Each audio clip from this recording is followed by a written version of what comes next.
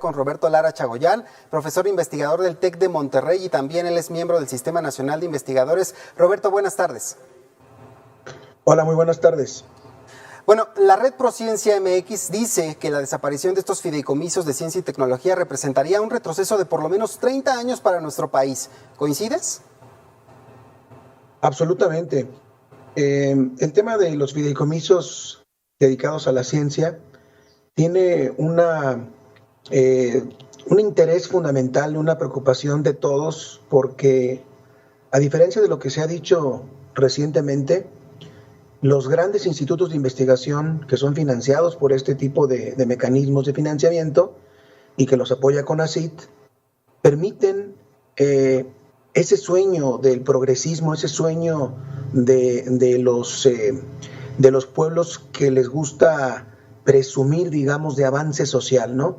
Es decir, una generación que se supera porque ya no repite el trabajo del padre o de la madre que habrían sido obreros o campesinos en otra época, pues gracias a la educación pública, a este gran transformador social, es lo que nos ha permitido en México progresar.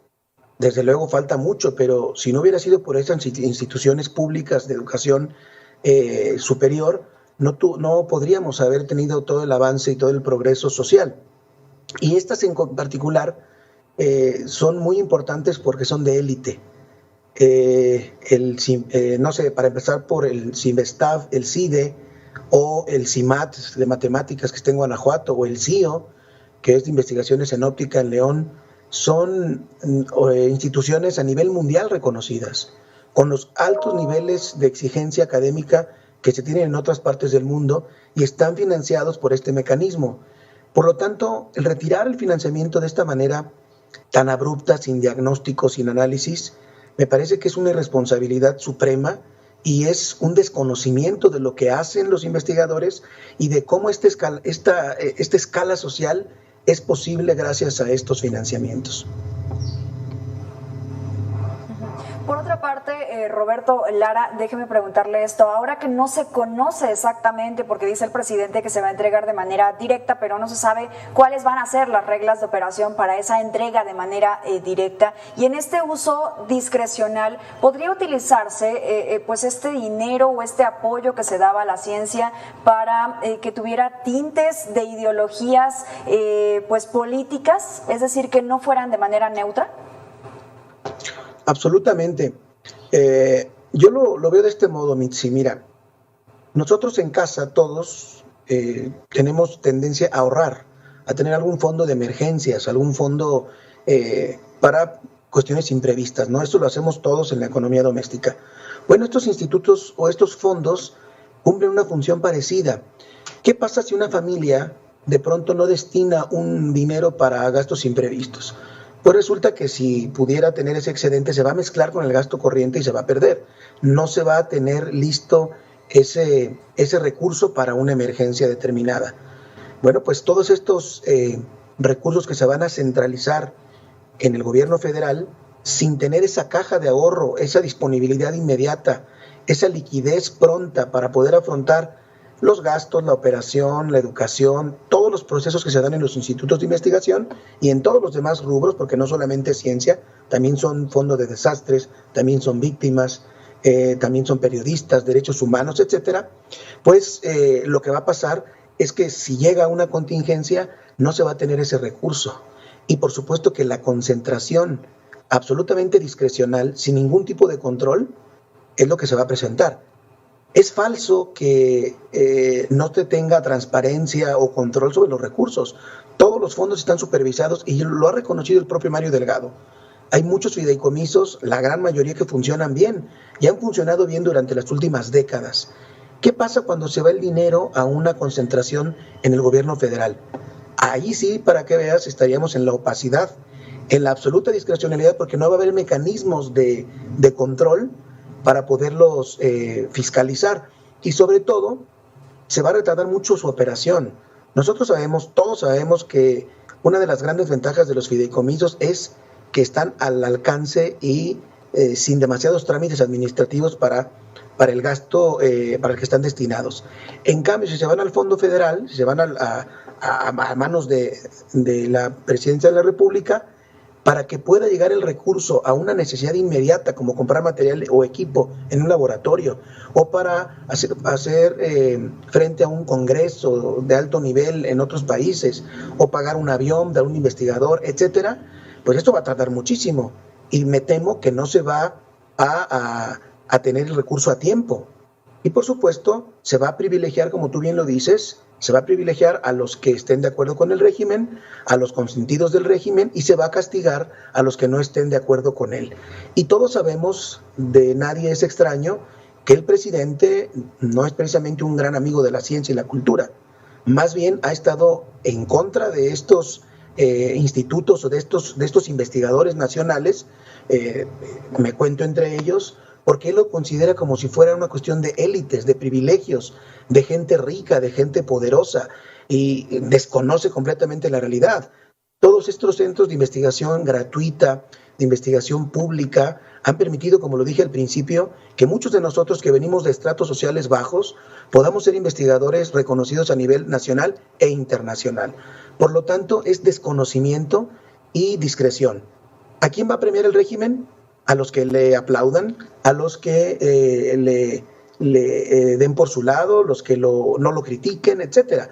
Y el resto de los investigadores o las investigadoras que tengan un punto crítico, pues seguramente van a ser castigados ideológicamente, como tú decías. Roberto, dime una cosa, ahorita que haces este apunte de cuántos investigadores podrían estar siendo beneficiados, cuántos más podrían salir perjudicados, ¿se sabe aproximadamente cuántos investigadores de este país van a quedar desamparados por esta decisión arbitraria que además no está sustentada en ninguna denuncia penal? Porque según entendemos, los fideicomisos de ciencia y tecnología no tienen ninguna denuncia penal por corrupción. Mira, no tengo un número, una cifra cierta o estricta, ¿no? Uh-huh. Pero lo que sí te puedo decir es que el 90% de la investigación de alto nivel en este país depende de estos financiamientos. ¿Me explico? Incluso los propios institutos privados, centros de investigación privada, dependen también de este financiamiento. No solamente los grandes institutos que ya mencioné, que son mantenidos o que son soportados por CONACYT.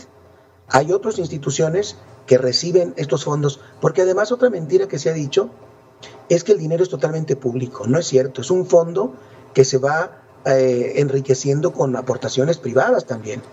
Es decir, hay gente, hay inversionistas, hay empresarios que inyectan dinero a la ciencia y a la investigación y que con este mecanismo jurídico llamado fideicomiso, el dinero se está produciendo o reproduciendo. ¿Me explico? Por lo tanto, no es cierto que sea el erario el que pone todo el dinero y se lo gasten unos señores elitistas. No es así. Es un fondo precisamente que permite hacer frente a los gastos que implica la investigación científica en este país. Por lo tanto, regresando a tu pregunta, el más alto porcentaje de investigación en México se hace de alto nivel, quiero decir, se hace mediante esos institutos. La otra gran parte está en la UNAM. Uh-huh. La UNAM todavía no ha sido tocada, pero mucho me temo que será el siguiente paso. Cuando se acabe este recurso, cuando se le ocurra al presidente nuevamente tomar dinero de otro lado porque no le alcanza para sus proyectos, seguramente irá con la UNAM, irá con los institutos públicos que tienen también un financiamiento específico. A pesar de esto, pues sabemos también que los recursos que se han destinado a la ciencia, a la tecnología, a la investigación han sido muy pocos. Es decir, 1 de cada 100 pesos se están destinando precisamente para este sector. Ahora, en medio de esta situación y la eliminación de estos fideicomisos y la discrecionalidad de la cual pues estamos mencionando, sería aún peor, aún nulo. Mira, yo te voy a responder este comentario tuyo, Mitzi, con algo biográfico. La investigación en México está mal pagada. Es bien difícil dedicarse a la investigación. Tenemos una fuga impresionante de cerebros al extranjero o gente que tiene que dedicarse a otra cosa porque la investigación, la educación pública de superior no da para vivir una vida medianamente holgada como en otros países. Eso es así, es una realidad. Hay mucho más amor al arte y por supuesto que los investigadores preferimos una vida más tranquila, sin grandes lujos, porque nos gusta la investigación. Pero yo te aseguro que si hubiera más apoyo en México, como hay en otros países, a la investigación de alto nivel, tendríamos el doble o el triple de investigadores. No es que no tengamos materia gris en México, no es que no tengamos recursos humanos. Lo que pasa es que precisamente ya de por sí es magro el recurso, es una forma, yo diría, sencilla de vivir de un investigador en este país, y que vivimos un poco más del amor al arte y de los congresos, y tenemos otro tipo de retribuciones nosotros, ¿no? Hacemos más turismo académico en el buen sentido del término, nos invitan a muchos congresos, muchas veces pagados fuera del país, y con eso, en mi caso, yo me doy por bien servido, aunque no gane grandes cantidades de dinero. ¿Qué pasa con esta disminución? Bueno, que si así somos pocos y no hay demasiado aliento para crecer la banda de investigación en México, pues todavía va a disminuir más. Hay personas que ahorita dependen de ese recurso para tener a sus hijos en la escuela, para tener a sus hijos en educación superior, y que van a tener que dejar completamente la investigación. Yo conozco casos ya de amigos, colegas, que dicen, bueno, nos quitaron CONACYT, nos quitaron el SNI, el Sistema Nacional de Investigadores, y yo con eso, sin ese recurso no complemento mis erogaciones y me voy a tener que dedicar a otra cosa. Conozco de buena fuente compañeros que están buscando trabajo en otro lado, porque con este golpe que nos han dado, que nos están dando, pues va a ser mucho más difícil sostenerse. Roberto, ahorita que haces este apunte de que los fondos no son 100% públicos en el caso de ciencia y tecnología, ¿se prevé que haya quizá alguna pues situación legal en contra del gobierno mexicano por esta decisión de desaparecer estos fondos que no son 100% públicos? No necesariamente, porque un fideicomiso es un contrato. Uh-huh. Los fideicomisos se pueden dar por terminados y se van a hacer las liquidaciones correspondientes. No va a ser tan abrupto. ¿Me explico? Si algún fondo se pudiese quedar cautivo, por supuesto que habrá acciones legales para ello, hay acciones legales previstas, pero no es el caso. Es decir, un fideicomiso es un mecanismo de financiamiento que, como te dije hace un momento, se va fondeando con recursos de los dos tipos. Uh-huh. Después, el beneficiario y el administrador es el que los va repartiendo o los va utilizando, por supuesto con fiscalización, con observaciones, con control. Y lo que tiene de beneficio, entre muchos otros, un fideicomiso es la inmediatez, es la liquidez, ¿me explico? Y el control, porque si por ejemplo con el CIDE, que es el Centro de Investigación y Docencia Económica, una de las mejores escuelas de economía y de derecho y de ciencia política que hay en el país, así te lo digo, yo he podido trabajar ahí, alguna vez di clase ahí, es de lo más exigente y de lo más avanzado que tenemos en este país en ciencias sociales. ¿Qué pasa? Que operan el fideicomiso las personas encargadas del instituto, ¿de acuerdo? Y pueden resolver las necesidades de investigación de forma inmediata sin tener que estar buscando la tramitología o cumpliendo todos los requisitos que se generan cuando el fondo no lo tienen ellos. Por eso se va a desalentar y van a dejar de funcionar con la eficiencia que lo han hecho hasta ahora.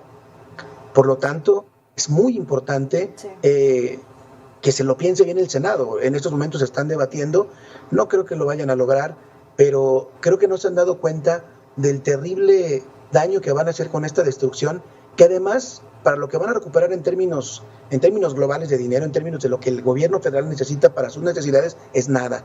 Es ridículo el beneficio que va a obtener el gobierno federal, y el daño va a ser enorme a la ciencia y a la investigación. Pero ya te digo, parece que este rubro no le importa demasiado al presidente. Así es. Roberto Lara, déjeme nada más preguntarle esto. ¿Se han asesorado con abogados para que desde el punto de vista jurídico esto pudiera ser inconstitucional?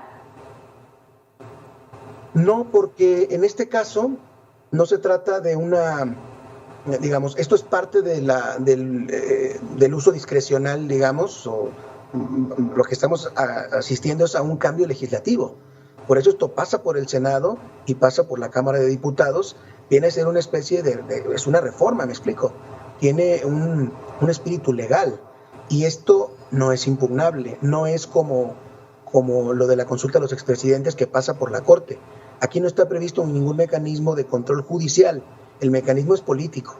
Es político, es un cambio que hacen los diputados con sus prerrogativas. ¿Me explico? Y la eliminación no tiene, al menos que yo sepa, una vía expedita para el control judicial. Por vía, mire, una cosa, ahora que lo dices, Mitzi, estaba pensando, a nivel individual sí se puede.